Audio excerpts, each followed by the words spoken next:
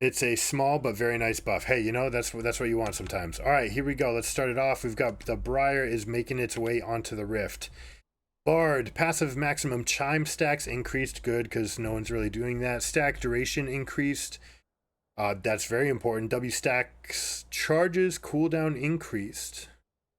Okay, Shrine charge time to full heal decrease. All right, so wonderful like quality of life changes for Bard. This is a fun champion. Fans love to play. A lot of people who love to play Bard are huge Bard fans. We all know that Bard fans are a little bit cuckoo, so I'm glad to see some extra play here. Show them some time in the light. In this patch, we have some nice quality of life changes for everyone's favorite Meep collector. No, my favorite's Meepo.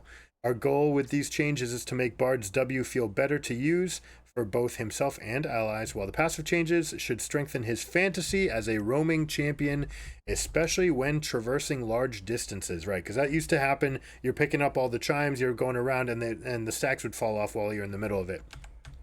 So, passive Traveler's Call, maximum chime stacks going from 5 to 10, and the duration is going from 7 to 20. That part's huge, right? That means you're basically going to have way more uptime. Makes it much easier to play this champion in a way that only one tricks really were appreciating. W Caretaker Shrine, the charge time is going up 18. Going up 4 to 18. The Shrine charge to full heal going down by 5 is pretty big, right? Especially in those sieging situations. Shrine movement speed bonus 30% decaying over 1.5 is now going 20 up to 30, decaying with a little bit of an AP ratio. So he's got a little bit. You end up with about 150 AP on Bard. So at the end of the game, you're looking at an extra 7% on this. So end game, you're getting a little bit extra. The healing, which is what you want in the early game, is going to go up, and then by the time you're maxing it, because you only have 1 point, this is a very nice buff to Bard. And Bard was niche playable. Basically, there's a lot of, I mean, Chime. I think Chime is going to be at Worlds, right? I mean, was a Bard OTP, and if Chime is at Worlds, that's a very nice sign for him. This is something that you probably have to get used to a little bit. Extra stacks and the duration means you don't need to be as rushed in getting your stacks, but you can go off, pick up your 3 or your 4, get your empowered attacks off. This is a very, very nice buff for Bard, and this might be enough to actually make it show up in Worlds, especially when enemy team picks something like Karma Caitlyn, right? One of these, or Callista and Alistar are huge in the meta. Callista's going to be a huge problem. They pick Callista, you can say, fine, I'm playing Seraphine or Ezreal or something that's like very non-engaging in the bot lane, and you compare it with Bard. Bard can go leave, Ezreal's left by themselves. You say, we're not even trying to win the lane. We'll instead play to the other lanes. Bard will fly around the map. This should have impact at Worlds. Gwen Jungle. Dwungle. Is it Gwungle or Drungle? I know people that say. Is in a pretty sad spot right now. Yeah, well, it shouldn't really be a thing. Does it need to be a thing? It's in a sad spot because you made it a thing and then you nerfed the thing, so I don't know what they're trying to get off of. Gwen Top has also some room for extra power. I'd be careful about that because she's already the paramount counter to tanks, but Gwen Jungle needs a bunch. So this patch, we're taking a heavy swing into bringing Jungle back as a viable magic damage carry option. 1,000 cuts is not only applied per basic attack, but also on each hit of her Q. So this damage cap increase represents a substantial increase. Yes, it does, in her damage to monsters. The passive buff walks back up the jungle nerf from 12-13, which should hit the magnitude we want for the jungle power. Our goals are to retain top Gwen as the top Gwen, but to have jungle as a viable alternative role. Health growth going up by 6. It's her laning that they care about in top lane, so this won't affect her laning. She's still going to be a counter to tanks, still going to get beat up by the other bruisers. She is a nice like AP bruiser type though to have, and the extra 6 health is just nice. Magic damage to monsters going up by 4 and 5. Wow, this is massive. This is a big change. And if you remember, when she was in the jungle, she was a very, very solid jungle champion. So could get played here. As far as going into pro Worlds, you basically don't have enough time to play Gwen in these matchups unless you already have someone like Rel picked on the other side. So if you think that they're going Maokai or Rel, right, something like tanky AP, then Gwen's going to be fantastic into those situations. What she won't be able to survive is if champions like Xin Zhao are in meta, which they can be, right? That champion's fine right now. Lee Sin's fine. All these early game junglers are fine. If enemy team is Graves, they're gonna kick your butt. Nidalee is super strong as well. She would have a very tough time against all those champions. But in solo queue, this is gonna be a fantastic thing. The power clear is insane. Still not quite Darius levels, but it's very good to get through it. So highly recommend trying it out for your games. But as far as pro is concerned, it's still going to be mostly a top counter. There might be a situation, like I said, if it's Rel or Maokai in the enemy jungle, and you're looking at your team just needs an AP threat, and you're like, let's say you're at bottom 2 picks, and your blue team, you're looking at blue 4, blue 5, and you know that you need jungler, and you know you need an AD, right? Let's say it's AD. For some inexplicable reason, you've got AD in B4. At that point, you can say, okay, like, yeah, we could swap over and play Corki or Seraphine in the bot lane, or Karthus even, Ziggs, and then pick other junglers. But if you wanted to go and you already had like Renekton locked in and Tristana, for example. But the other thing that this opens up is the potential for flex picks, right? Let's say you're red team and you start off with Gwen Rel.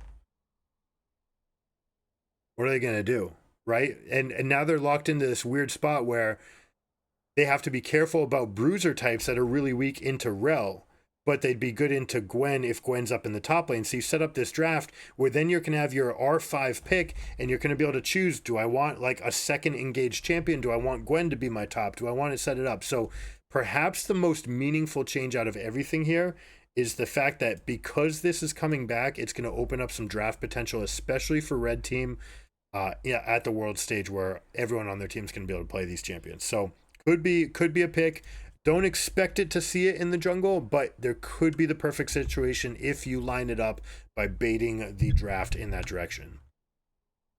All right, that was pretty long-winded. Let's see. Aurelia, our cooldown decreased 15 seconds, so more likely that you get more of these pop-offs at level 10 is basically what this is amounting to. This is going to be one more ultimate while you're level 6 to 10. All right, this is what this adds up to. You'll get one more play off, right, before you have to go. This also tends to coincide with the Blade of the Rune King pickup, so you might actually have one extra ultimate while you have Bork as well. Probably not quite there, but at level 11, where you're getting rank 2, an extra 15 seconds off at all ranks, right, it's going to compound. It's going to be good. And this does make it line up better. And this is where the crux is going to be. In the matchups where you're counting cooldowns, where is this going to change, right? And someone like, for example, a Gnar, who you counter with just your base abilities and everything that you do, they did have windows. Once they're at 6, they're like, I've got 3 Gnar ultimates until you get your next Vanguard's Edge up. So you have potentially now to be armed against that, to be able to bounce around. If he uses his ultimate on you, you get your ultimate in response. It flies while you're being stunned. But this is just very nice quality of life increase. All right, Jarvan needed it big time. He's performing very well, and he's got a sizable buff from Shojin and Gore Drinker changes last patch. His most common later slot purchase are Frozen Heart, Spear Visage. I don't care about Spear Visage so much. Guardian Angel, which enable him to be quite durable and still deal plenty of damage. Or if you're at Worlds and you play in Taiwan, you just play full tank Jarvan and you're unstoppable. This is partially due to his passive, so we'll be nerfing it to tone down his damage in a way that still incentivizes him to build AD. Additional physical damage on basic attacks. Oh! This is a huge nerf. Alright, so for those of you who don't know, when you're going through the jungle, you're basically tapping every minion with this, and then it has like a little charge time. So you're talking about multiple hits to every camp as you're going through the jungle. This is going to hit his clear speed significantly. That's going to decrease the time, or lengthen the time in game before you're able to get 3 camp ganks off. Even 2 camp gank. Sorry, 1 camp, get level 2 and go gank is also going to be slower. So expect all the pro teams to get this timer down. This is a huge nerf. This might be enough to like gut punch the thing, honestly. The kit's great. You're still going to want Jarvan. He has a shield. He has a slow. He has a group attack speed increase. He has armor shred. He has the ability to keep people locked in place. Fantastic champion. This is a big nerf. It's also going to take him out of any flexes into solo lanes, which is not something you generally saw, but sometimes you could pick this into something like an Akali and just completely run her over in the mid lane. So that will take a little bit of a hit, although not as much as like versus tanks. Kassadin, our AP ratio increased. This is still a champion that we have 100% S rating on. You basically just only pick it when it's perfect, and when it's perfect, and there's very little they can do about it. We've seen players ask about Kassadin's state after his accidental buff in 13-15. We wanted to take time here to address this. While the change wasn't intended, we are aware of this change immediately after it went live and decided that we are comfortable with this new power level. Anyways, this is probably what it was. Magic damage, 40% AP is turning to 60% AP on his R.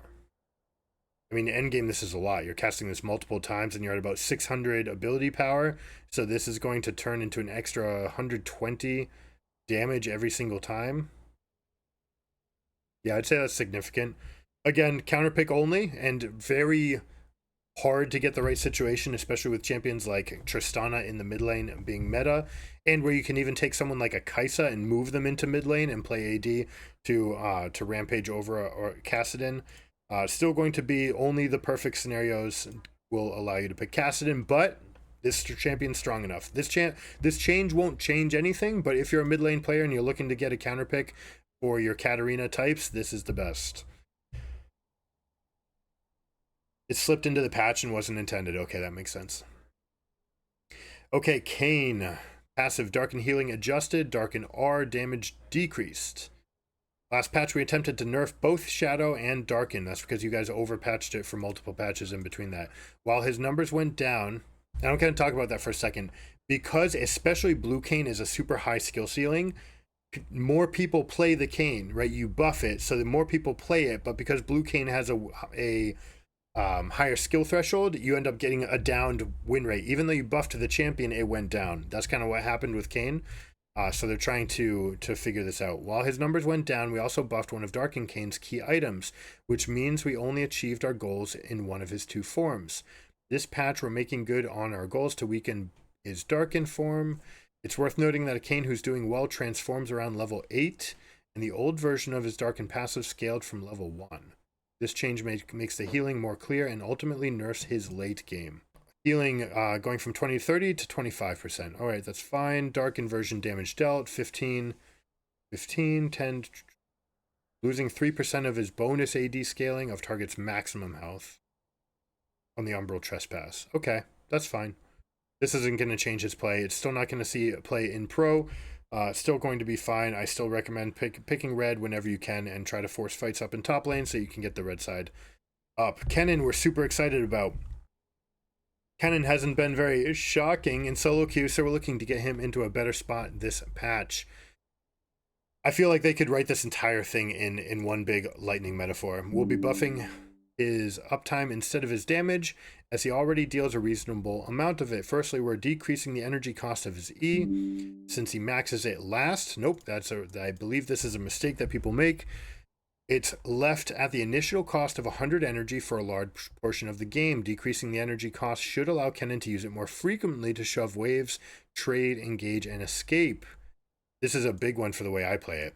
Secondly, we'll be reducing the late game cooldown of his ultimate, as Kennen heavily relies on it to be impactful during late team fights, to the point where people are actually buying Lucid boots so that they could have more flashes, more teleports, more ultimates. That's going to be exacerbated. I think they're still going to do it because teleport is the main reason to get the Lucid boots. If you're going for that one big shocking play, it's definitely the spell pen. But if you're looking at multiple team fights, if your team's going to be looking at every dragon, then Lucid boots is still going to be fine, especially if you're going to be off split pushing. You do have to be careful though with Lucid boots because it makes you cast all your other spells a little bit faster. This is just a nice buff, and frankly, I think Lightning Rush has enough damage attached to it. It doesn't have the on-hit damage that the W has, but a lot of people use E and then max W to get the maximum amount out of it. I understand it, and your E also kind of puts you in a fringe spot, but the extra move speed, the ability to get it off more, I think more than makes up for it, and I've been having a ton of success by going 2 points in Q and then maxing E, so this is a fantastic buff for that playstyle. Rel has been quite strong, yeah, you think? In pro play, she's been played equally as support and jungle. While in solo queue, she's primarily been a support. However, even though she's not as popular in the jungle at the moment, we do plan on continuing to support her viability there. That said, she's deserving of nerfs right now, and there's no way to lower her support power level without hitting the jungle as well. It's important to us. That's not true. You can like take away her HP regen. HP regen is meaningless in the jungle because you're always going to full health, and in bot lane it gets hit much more. It's important to us that Rel lives up to her fantasy as the fastest support champion, but right now the counterplay is basically you have headbutt or flay, and we'd like to soften that somewhat. Fair. Morgana Black Shield would like a word as well, but Rel can basically chew through that as well. Bonus movement speed away from enemies. It's getting hit by 3 to 5%. Okay. Towards enemies, being hit by 6 to 10%. So I mean, this is a fine place to hit. Not enough. It's not enough. Rel's still going to be used a ton at Worlds, and especially, we'll see if there's one more patch. Basically, the problem with this patch and going with 13-18, 13-19, no one's playing.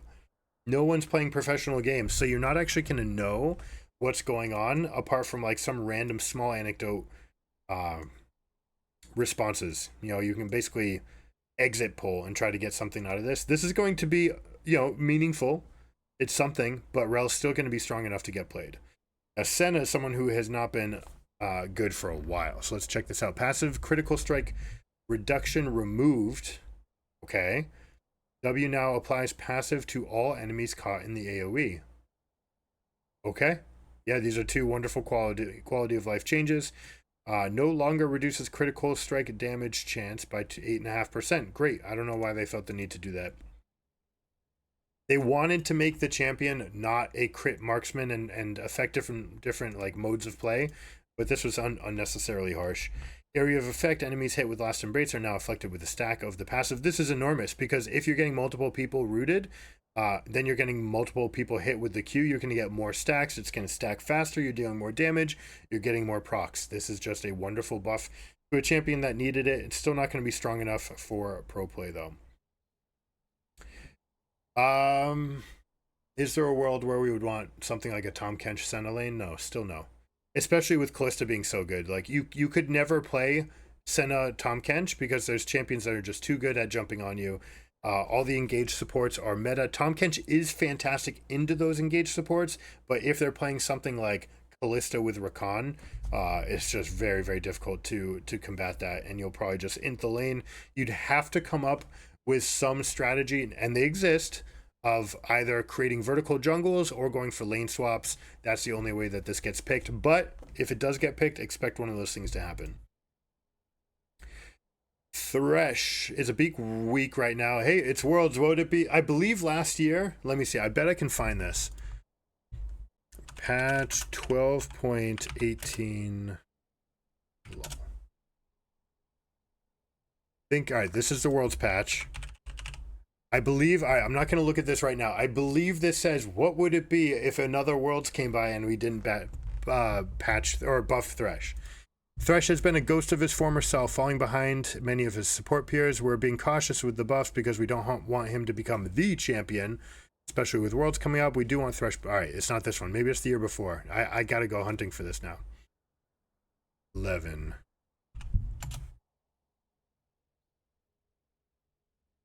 Meta for Worlds. Thresh.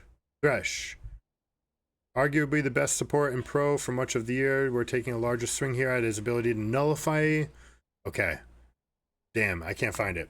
I remember this quote. What would it be?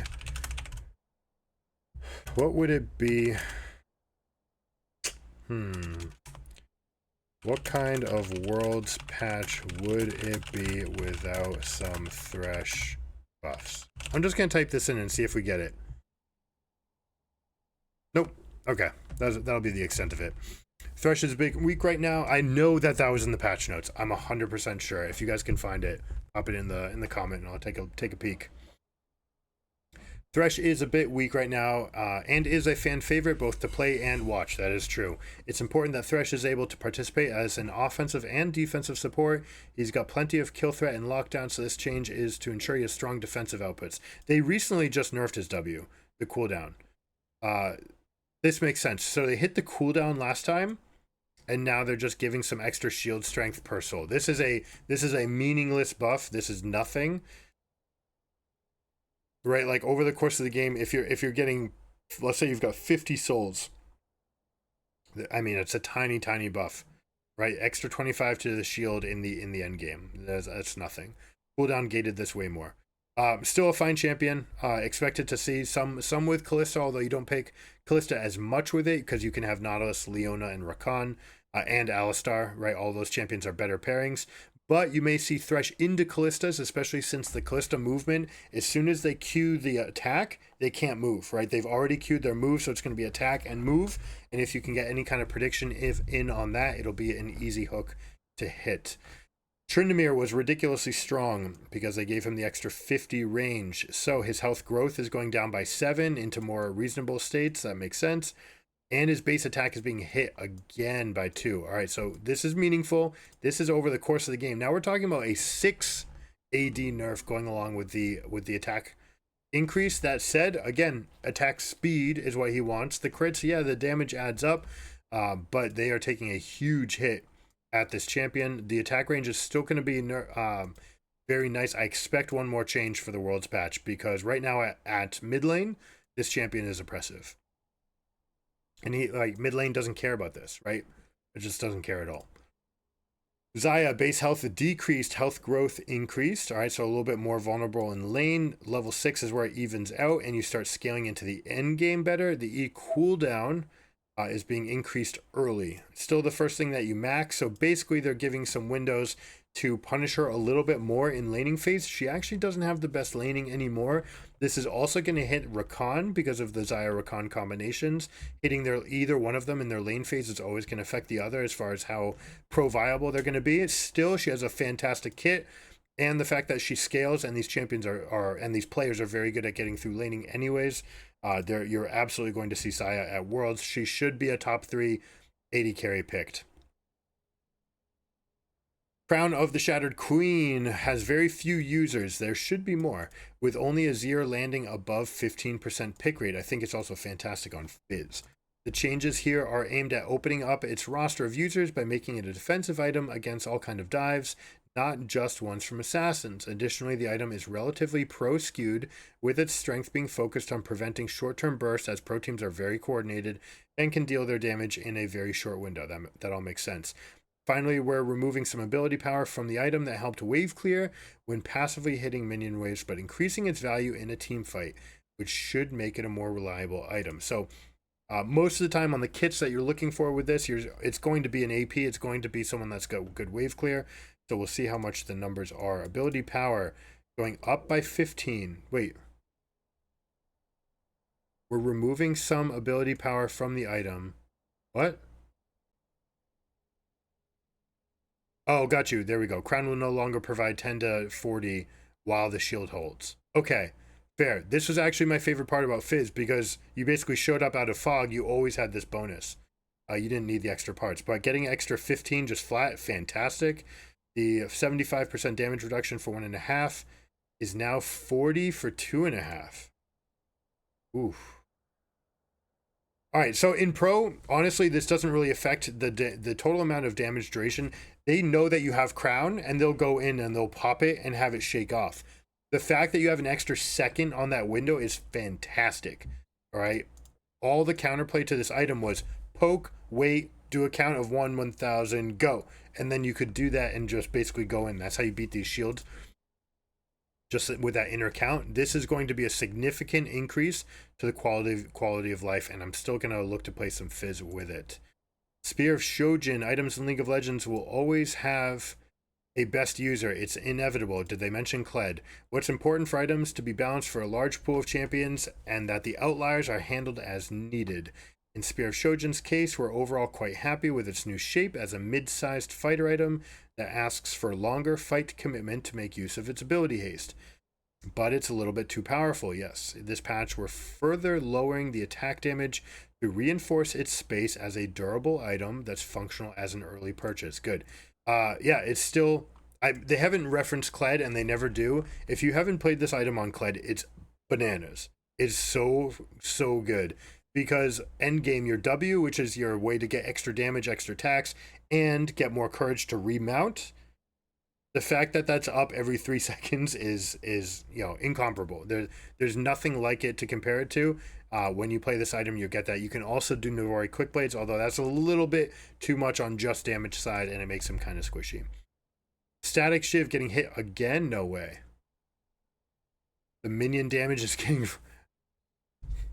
They just can't get this right. This is what I still believe, that Freak was there. Like, they don't know it's good. It's still good. Let me tune it up. Let me tune it up again and a third time before people will notice. And now it's just been like the tumble down because everyone plays Static Shiv. Static Shiv has been on quite the balanced roller coaster this year. Initially, it was given generous AP ratio to incentivize hybrid builds and was given extremely strong wave clear to help it stand out in its niche. Ultimately, both of these aspects were simply too game warping. This patch, Static Shiv's wave clear is being tuned to a more moderate, but it's receiving compensation as its overall power level is pretty reasonable. 50 attack damage, or 5 attack damage early, great. All right. The big thing for this is that there are no longer any thresholds where you can use Minion Dematerializer and go through and rip through the waves. That was the big case. They tried to play around with numbers. It just wasn't succeeding. This gave you way too much push for the entirety of the game, especially as the minions get stronger. This is going to affect your end game ability to clear waves. At that point in the game, you still should be able to clear everything with one hit after the Static Shift proc anyways, at least the casters. The extra damage is it worth? The fact that you can hit a little bit harder. Most times when you're buying Static Shift, the idea is that you don't want to take the trade. You're just clearing the wave. You're getting yourself through that mid-game trough and accelerating yourself to 2 items. This should be very good for a champion like Akali, right? So Akali, it's still going to be 1Q to kill the rest of the wave. The extra 5 AD is just going to be good on your ratios. You're going to get an extra 15 damage out of that. So should be solid on most of the champions. And the fact that you're hitting that much harder for the rest of the game means this is a general buff to the item. You do have those spots where you're going to be clearing the wave. You're still going to have to put that extra auto in to everything. And something like a Kaisa should still be able to get the 1Q off plus the Static Shiv to go. But it's worth testing. Check at different points in the game. Especially when you have less than 100 AD, right? On the base value of your Q, can you still one-shot the minions? That will dictate whether or not this has any changes, whether if that really stops you from being able to clear waves. Another user who is not going to like this is Vayne. Although, again, 200 damage later in the game, you should still be okay to one-shot the casters the rest of the way down. The extra 5 AD should be nice. Storm Razor was the first item that everyone went over on the pregame. It's getting 5 AD, just a nice quality of life, because right now everyone basically goes Static Shiv. Why would you ever get Storm Razor? This is a buff to Jhin, in particular, who is probably the best user of this, because you're critting more often, so you get those extra attack speed, the extra move speeds. Everything about this synergized really well. A little 5 AD should be okay. Hope you guys enjoyed it. If you like this video, please consider liking and subscribing. It helps the channel out a lot. I'll catch you guys next time. Keep it surreal. Peace.